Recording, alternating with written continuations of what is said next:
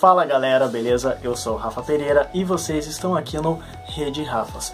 Bom, recentemente o pessoal lá do Melodramáticos postou um vídeo falando sobre os personagens negros que chegaram a ser boicotados tanto pelo público quanto pela própria emissora dentro das novelas. E eles acabaram citando a Helena de Viver a Vida e, óbvio, principalmente aquela famosa cena polêmica em que a Helena, interpretada pela Thaís Araújo, se humilha, pede perdão de joelhos para a Teresa e leva um tapa na cara. Inclusive a gente já falou dessa polêmica cena num vídeo falando de todas as polêmicas envolvendo as novelas do Manuel Carlos, e partindo desse princípio, desse tema, eu e o Rafa decidimos listar aqui algumas cenas que foram extremamente polêmicas e que provavelmente, se fossem nos dias de hoje, jamais seriam exibidas.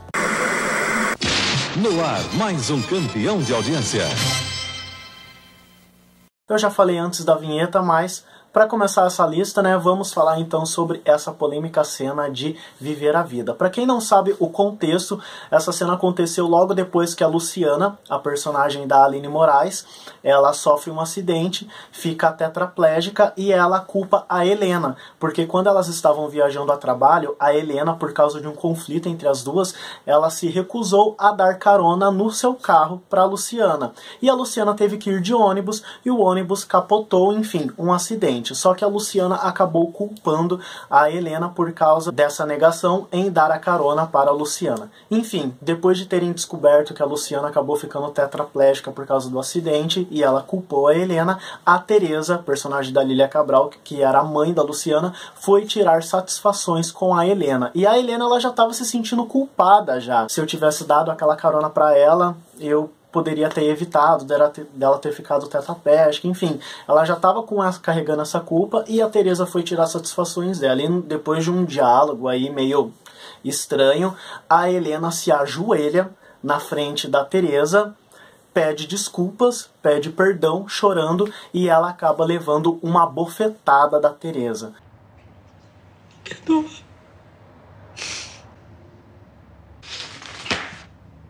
Estou devolvendo a bofetada que você deu na Luciana.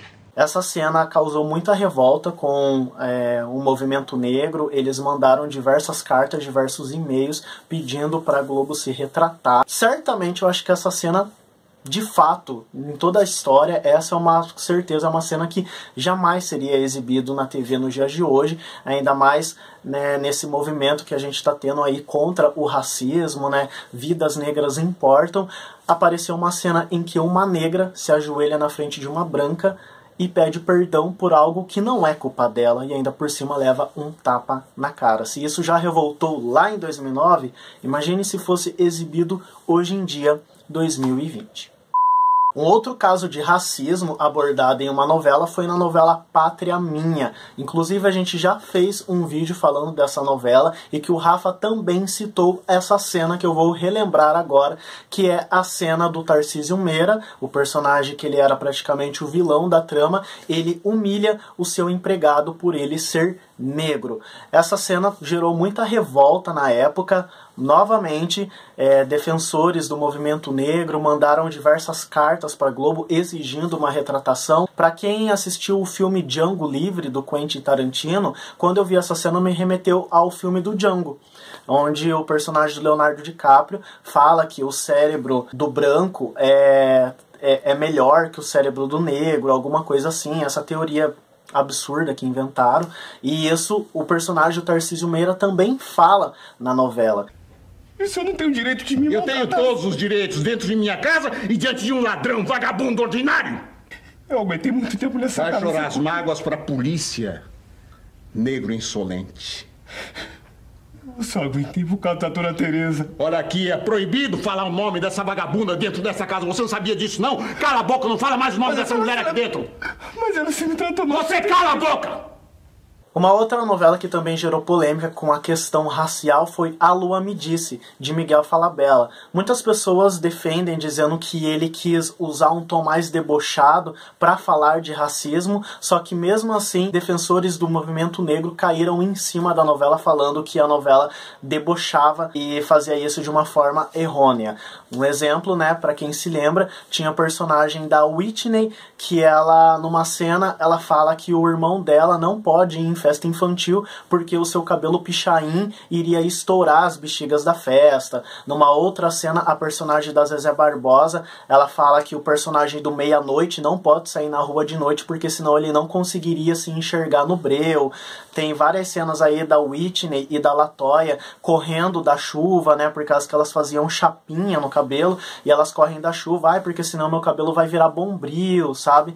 Elas usavam prendedores de roupa no nariz para o nariz encolher, fazendo alusão de que nariz de pessoa preta é grande, entendeu? E tem que ficar pequenininho, enfim. Se fosse reprisada, eu acho que daria muita polêmica. Eu acho que essas cenas com certeza seriam excluídas, como a gente está vendo aí que cenas envolvendo uma forma pejorativa de retratar os negros na TV estão sendo limadas na edição de novelas e programas e séries reprisadas. Um exemplo foi em Eta Mundo Bom, que eles tiraram a cena do Pancrácio por causa do blackface. Essa cena não foi exibida. Mas voltando a falar de A Lua Me Disse, era uma forma tipo Todo Mundo Odeia o Chris. Pra quem já entendeu Todo Mundo Odeia o Chris, eles falavam de racismo dessa forma debochada. Só que A Lua Me Disse era uma forma mais escrachada. Vale frisar que as personagens que tinham esse comportamento racista eram negras. E o Miguel Falabella, a intenção dele era retratar o racismo partindo dos próprios negros. Se lá em 2005 já caíram em cima esculachando, a Rede Globo teve que retratar, teve que mudar a forma de abordar isso. Imagine nos dias de hoje. Fiquei com saudade das minhas pretas.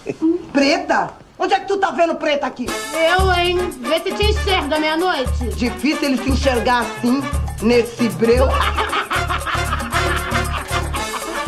Nós não vamos ao show por culpa da Naide, que estragou o nosso cabelo. Mas qual o problema, Jurema? Eu gosto tanto do pichain. Pichain! Era o que me faltava. Fora daqui, nego chato. Meu nome é Whitney. Whitney, Titão, fruto de panela. A mesma coisa aconteceu também com a personagem Índia. A personagem não tinha nome nem nada, o nome dela era simplesmente Índia. Ela era empregada na casa de um dos núcleos ricos da novela e ela era praticamente tratada como bicho. Índiazinha, minha querida, nós não podemos entrar na igreja com você. Não precisa. Índia tem perna, Índia sabe andar. Você não pode ir ao casamento assim, com o vestido rasgado. Rasgado? Onde?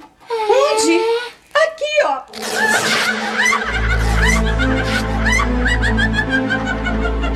Por causa disso, entre os meses de junho e julho, a Globo recebeu denúncias, né, de ONGs defensoras da população indígena para eles pararem de tratar a personagem como se fosse um animal, parar de ter cenas humilhando a personagem, e a Rede Globo foi obrigada a mudar a visão que tinha a personagem. Ela continuou sendo uma empregada, mas os patrões, os personagens que eram patrões dela, pararam de humilhá-la, pararam de tratar como bicho, enfim, não fizeram mais que obrigação.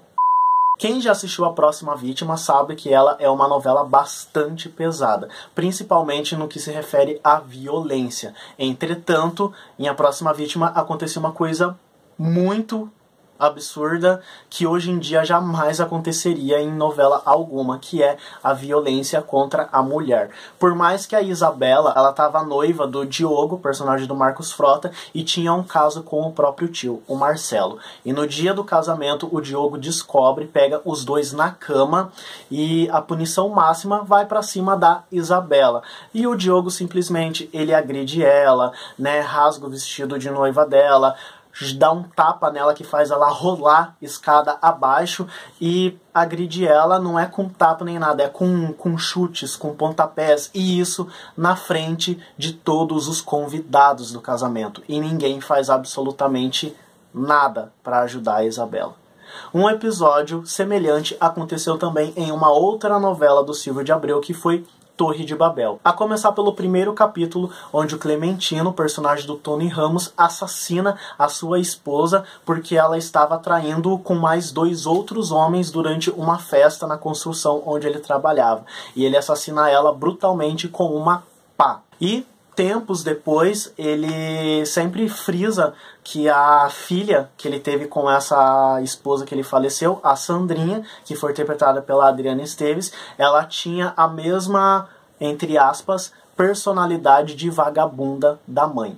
E a Sandrinha, ela era espivitada e tudo mais, só que ela traía o personagem do Marcos Palmeira. E quando eles já estão casados, tá tendo uma festa na mansão, a Sandrinha acaba sendo flagrada com outro homem no meio dessa festa. O Marcos Palmeira expulsa esse homem de casa à base de socos, e daí eles começam a discutir no meio de todos os convidados. Ninguém entra, ninguém mexe, é briga de família. Ninguém se mete que é briga de família, hein? É.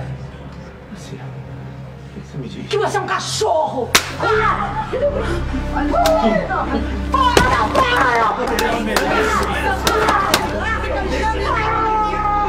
O Alexandre, que é o personagem do Marcos Palmeira, ele começa a bater na Sandrinha também, no meio de todos os convidados, e um deles ainda fala: não se mete que isso é assunto de família.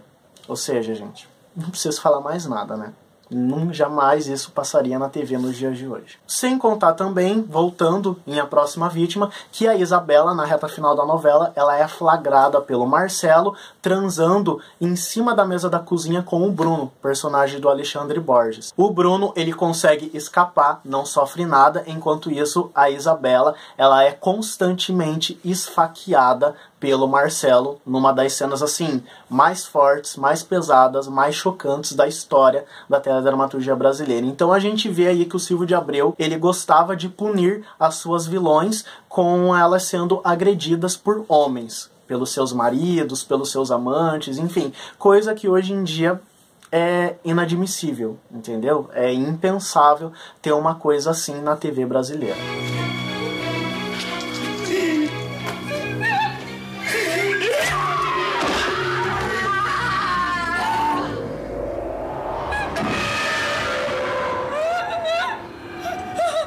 E se vocês pensam que essas coisas aconteciam lá antigamente porque não existia toda essa mobilização contra o feminicídio, contra a agressão contra a mulher, estão enganados. Ano retrasado, 2018, teve uma cena semelhante que causou bastante revolta no público em Segundo Sol, quando o Roberval, após descobrir que a Cacau traía ele com o personagem do Caco Ciocler, acho que é o Edgar, no dia do casamento, em pleno altar, ele humilha ela e, como se não bastasse a humilhação, ele rasga o vestido dela e deixa ela praticamente nua à base de vários xingamentos. Enfim, essa cena foi uma cena bem pesada, causou revolta em boa parte do público, e eu acho que mesmo depois de 2 anos, essa cena eu acho que não seria exibida, não seria nem pensável colocar ela no roteiro e botar pra gravar.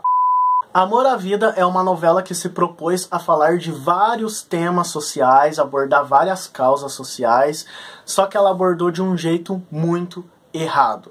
E uma das causas que foi extremamente errada ela abordar foi a causa do HIV, onde a personagem Inayá acaba contraindo HIV e ela havia tido relacionamento com vários homens ali dentro do Hospital do São Magno. E daí passa uma das cenas mais absurdas que eu já vi na TV, que é uma fila imensa de todo mundo fazendo exame para saber se tinha HIV ou não, e quem recebia o teste de negativo, que não tinha HIV, saía da fila tirando sarro de quem havia testado positivo para HIV. Ou seja, tipo, cara, que bosta é isso, entendeu? Fora que tinham personagens que comparavam a Inayá a uma xícara suja apenas por ela ter HIV. Ou seja, Valcir, sei lá o que deu na cabeça dele para ele falar desse jeito de HIV, abordar de um jeito erroneamente. Assim, isso causou bastante revolta no público, repercutiu bastante, assim como várias outras coisas que Amor à Vida tentou abordar, e o tiro saiu pela culatra. Acho que dá até para render um vídeo único, os desserviços de Amor à Vida, que não foram poucos, mas dentre tantos, um que certamente não seria abordado da forma que foi essa questão do HIV. Bom, que tal a gente voltar agora para os anos 80, mais especificamente em 1987, quando estava sendo exibido a novela Mandala, de Dias Gomes. Mandala, quase todo mundo já sabe do que se trata, né? É uma versão atualizada da lenda de Édipo, o filho que acaba matando o pai e se apaixona pela mãe. Isso foi atualizado para 1987. O Dias Gomes ele foi muito ousado em idealizar essa novela justamente numa época em que a censura ainda estava ali um pouco ferrenha, entendeu? Tanto que a censura embaçou com a cena do beijo entre mãe e filho, entre Édipo e Jocasta. Essa cena demorou, muito tempo para ir ao ar, quando o pessoal da censura entendeu que mãe e filho não sabiam dessa posição, de que eles eram realmente mãe e filho. E só por causa disso, a tão esperada cena do beijo foi ao ar. Mas antes disso, o Dias Gomes teve que adiar muito tempo, porque a censura não estava liberando essa polêmica cena, mãe e filho se beijando. Porque o público já sabia, mas os personagens não. E usando esse argumento de que os personagens não sabiam, né, da condição de mãe e filho, é que a censura acabou liberando. Mesmo assim, não teve tantas cenas de carícia entre Jocasta e Édipo, não teve tantas cenas de beijo e, principalmente, não teve cena de cama. Indo para o ano seguinte, em 1988, a Rede Globo estreou no horário das 7, Bebê a Bordo. Todo mundo sabe que essa novela é extremamente famosa aqui no canal por causa da reprise flopadíssima no canal Viva. Nem eu, muito menos o Rafa, gosta dessa novela. Quem quiser ouvir mais sobre a nossa opinião dessa novela, é só clicar aqui no balãozinho sobre as novelas que passaram no Viva, a gente não gostou. Mas enfim, uma das cenas, dentre tantas cenas anárquicas que rolaram nessa novela, a gente selecionou uma que foi logo no começo da novela, onde a sobrinha do Tonico, personagem do Tony Ramos, em uma conversa ali, né, ela acaba soltando, detalhe, a sobrinha é criança, ela acaba soltando que tinha muita curiosidade, que tinha muita vontade de ver o pênis, o pipi do primo dela, que também era criança. Pai, eu queria pipi pelado! Mentira! Queria! Não precisava ser pelado, só queria ver o pipi. Flavinha! Se não quiser mostrar, não mostra. Deve ser pequeno, né? Não, hein? Você não se atreva! A saída da escola você me mostrou e é bem menor que o seu. Flavinha! Eu já vi o do senhor tomando banho, mas só que eu prefiro ver um vídeo com a tia Soninha. Eu acho que o Carlos Lombardi, ele extrapolou aí nessa acidez que ele costumava ter nas suas novelas. Eu acho que uma cena dessa, assim, jamais iria ao ar. Assim como todas as cenas que eu já citei aqui, com exceção da cena de Mandala, né? Que eu acho que numa novela das 11, todo mundo sabe, a lenda do Édipo é conhecida e universalmente. Eu acho que numa novela das 11, num remake, de repente poderia pintar assim. Não, na época essa cena não teve críticas partindo do público, e sim por causa da censura, a censura que show. Mas exceto essa cena de Mandala, eu acho que todas que foram citadas nesse vídeo jamais passariam nos dias de hoje. Se alguém cogitasse, assim, melhor nem cogitar, entendeu? São cenas polêmicas, cenas que não condizem com a nossa atual realidade. Bom, e eu vou ficando por aqui, mas antes aquele recado de sempre. Se vocês lembram de mais cenas assim desse tipo, que deram polêmicas, ou que jamais seriam exibidas hoje em dia, comentem aqui embaixo. E claro, se você ainda não é inscrito, se inscreva no canal e ative o sininho para receber todas as notificações e ficar por dentro de tudo que acontece aqui no Rede Rafas, também na TV brasileira. Eu vou ficando por aqui, um grande beijo, um grande abraço e até lá!